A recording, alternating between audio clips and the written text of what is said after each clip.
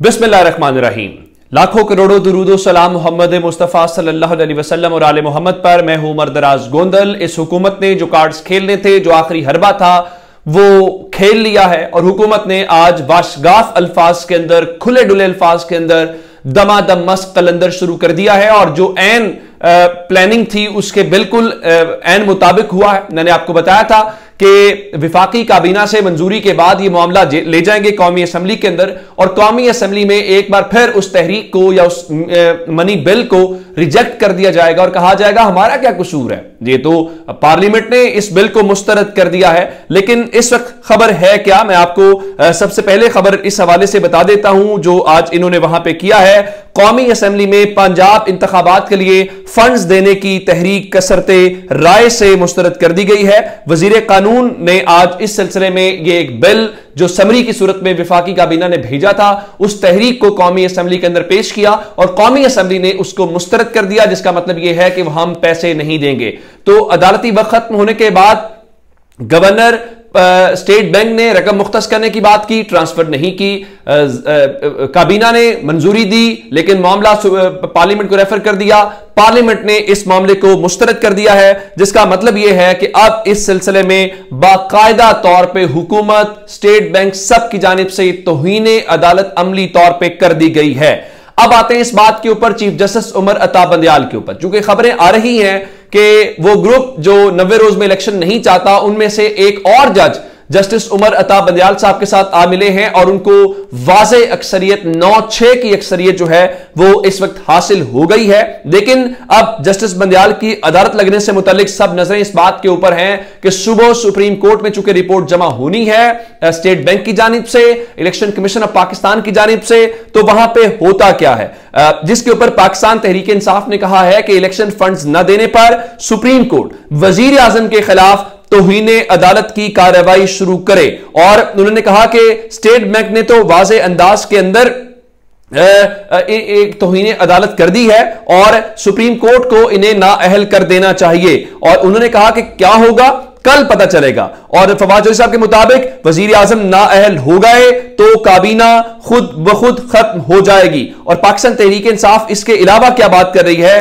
पाकिस्तान तहरीक इंसाफ ये कह रही है कि जनाब वो मुज़ाकरात के मामले के ऊपर यकसू है, हुकूमत की जानिब से मुज़ाकरात पे कोई संजीदगी नहीं है। मुज़ाकरात सिर्फ आइन और सुप्रीम कोर्ट की मुकर्रर करदा हुदूद में हो सकते हैं। पंजाब और खैबर पख्तूनख्वा में अगर इंतखाबात नहीं होते तो ये आइन को सबूताज करने के मुतरादिफ है। मुज़ाकरात आइन से बाहर नहीं हो सकते। सुप्रीम कोर्ट के फैसले के बाद स्टेट बैंक का अभी तक फंड जारी न करना हुक्म अदूली के जुमरे में आता है और सुप्रीम कोर्ट वजीर आजम और काबीना के खिलाफ तौहीन अदालत की कार्रवाई शुरू करे और इनकी अदालत के हाथों नाअहली का शौक पूरा करे, चूंकि सप्लीमेंट्री ग्रांट जो है वो अब बाकायदा तौर पे मुस्तरद हो चुकी है। और अंदाजा इस बात से कीजिए कि वो पार्लियामेंट जिसके अरकान को 129 अरब रुपए दिए गए हैं कि जाएं आप सड़कें बनवाएं, नालियां बनवाएं, गलियां बनवाएं, चूंकि वो बहुत जरूरी है, उस पार्लियामेंट के अंदर आज उनके एक रुकन की इंतकाल हुआ, अब्दुल शकूर साहब का। और पार्लियामेंट की रिवायत रही है कि जब एक रुकन का इंतकाल होता है तो उस दिन कोई प्रोसीडिंग्स नहीं होती और उस दिन इजलास को मुलतवी कर दिया जाता है। लेकिन आज वहां पे एक खाली हाउस के अंदर, यानी अंदाजा यह कीजिए कि शहबाज शरीफ बतौर वजीर आजम वहां बैठे थे, काबीना बैठी थी और कितने अरकान उसके अंदर शरीक थे, आप उसका अंदाजा लगा लीजिए। और इन आधी असेंबली के साथ, यानी पूरे अरकान भी नहीं है, उसके साथ ये तहरीकें भी मंजूर करते हुए नजर आ रहे हैं और ये सारा कुछ करते हुए नजर आ रहे हैं। और एक और बात कि क्या पार्लियामेंट ये कर सकती है, फवाद चौधरी ने कहा किसी भी पार्लियामेंट को यह इख्तियार हासिल नहीं है कि वो लोगों को हक राय दही से रोक दे। ऐसी पार्लियामान सताई हुकूमत की बुनियाद तो रख सकती है, किसी जमहूरी निजाम का ऐसी पार्लियामान और उसके फैसलों से कोई ताल्लुक नहीं हो सकता। आइन इस ज़मन में वाज़े है कि इलेक्शन के अखराजात पर पार्लियामेंट कदीम का कोई हक नहीं है। अब जाहिर है कि जो जजेस वाला मामला है वो उसके ऊपर है कि जजेस करते क्या, लेकिन इनका अंदाजा करें कि आपके पास इलेक्शन के लिए पैसे नहीं है। लेकिन आप तस्वीर देख पा रहे होंगे और ये तस्वीर कहां की है, ये तस्वीर वजीर आजम हाउस की है, जहां पे वजीर आजम हाउस ने यानी गवर्नमेंट ऑफ पाकिस्तान के ऑफिशियल ट्विटर हैंडल से लिखा गया है कि prime minister Shehbaz Sharif in a group photo with Islamabad based ambassadors of brotherly Islamic countries, यानी जो मुसलमान ममालिक हैं उनके सफीरों के साथ उन्होंने आज एक रखा हुआ था जिसको इफ्तार कह लीजिए, यानी आप इन चीजों के ऊपर पैसे लगा सकते हैं, ठीक है, हमारे वो दोस्त हैं, हमारे भाई हैं, लेकिन पाकिस्तानी कौम के ऊपर पैसे नहीं लगा सकते। दूसरी जानिब जो अब्दुल शकूर साहब, जाहिर है वो वजीर थे, उनका इंतकाल हो गया, अल्लाह ताला उन्हें गरीक रहमत करे, वो एक अफसोसनाक हादसा था, लेकिन उनको मौजूदा हुकूमत ने सिविल अवार्ड देने का फैसला किया है। और अब अंदाजा ये कीजिए कि उनके लिए जो समरी है वो बाकायदा तौर पर भेज दी गई है हिलाले इम्तियाज के लिए। बताया गया जी उनकी अवामी खिदमात जो हैं वो बहुत ज्यादा हैं, ठीक है, उनकी अवामी खिदमात बहुत ज्यादा थी, आप ये जरूर बांटिए, आप उनका मनसब मकाम बढ़ाना चाहते हैं, लेकिन इस धरती के एक बेटे जिसका नाम अरशद शरीफ था, शायद उसके लिए कोई एजाज पाकिस्तान का नहीं था, शायद उसके लिए ऐलान करते हुए हमें मसला होता है, लेकिन अपने वजीरों मुशीरों के लिए अपने घर में जो रेवड़ियां बांटने की हमें आदत है वो हमें। अच्छा, मुज़ाकरात की बहुत बातें कर रहे थे और मुज़ाकरात की बातों के ऊपर अब मुझे नहीं लगता वो मुज़ाकरात कामयाब होंगे। क्यों?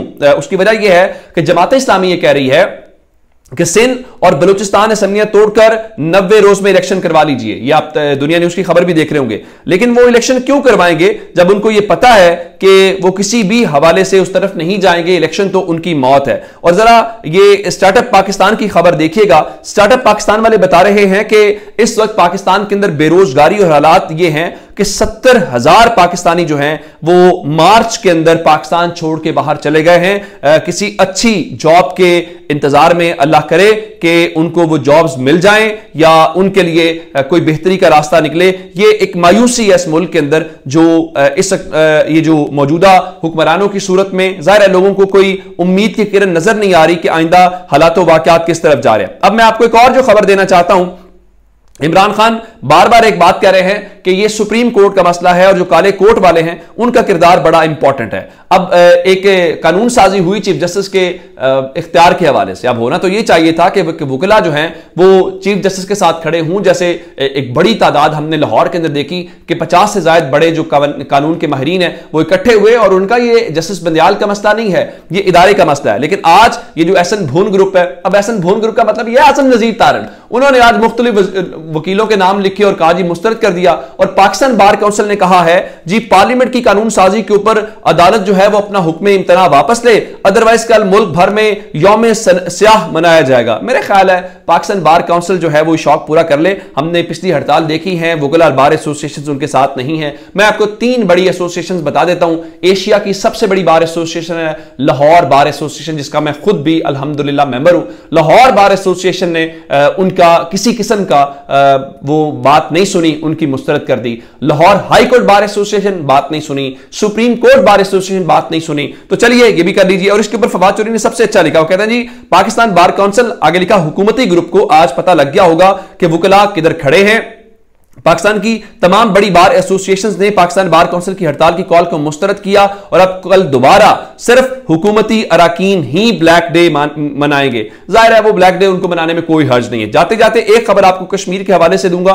कश्मीर में आज चौथे रोज भी आप जानते हैं कि वजीर आजम का इंतखाब नहीं हो सका। वहां पर पाकिस्तान तहरीक इंसाफ का फॉरवर्ड ब्लॉक बना, लेकिन अब खबरें ये आ रही हैं कि फॉरवर्ड ब्लॉक बनने के बावजूद वहां पर पीडीएम को बहुत मुश्किलात के सामने है। उमर शहजाद साहब जो खुद हुकूमत का हिस्सा में लिखते हैं जी आजाद कश्मीर में हुकूमत बनाने के लिए पीडीएम ने सरतोड़ कोशिश की, हत्ता कि वजीर आजम के लिए पीटीआई के मुनहरिफ रुकने असेंबली को नामजद कर दिया, लेकिन फिर भी मतलूबा हदफ पूरा ना हो सका।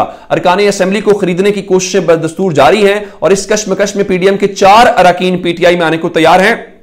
यानी जो चले थे अपने वजीर आजम बनाने, उनके अपने अरकान टूट के तहरीक इंसाफ की जानिब। सबको पता है कि इस वक्त एक ही सियासी जमात है जिसका कार्ड चल रहा है और एक ही सियासी जमात है जिनके इस वक्त जो है वो टिकट चल रहे हैं, वो इमरान खान है। अपना बहुत सा ख्याल रखिएगा। खुदा हाफिज।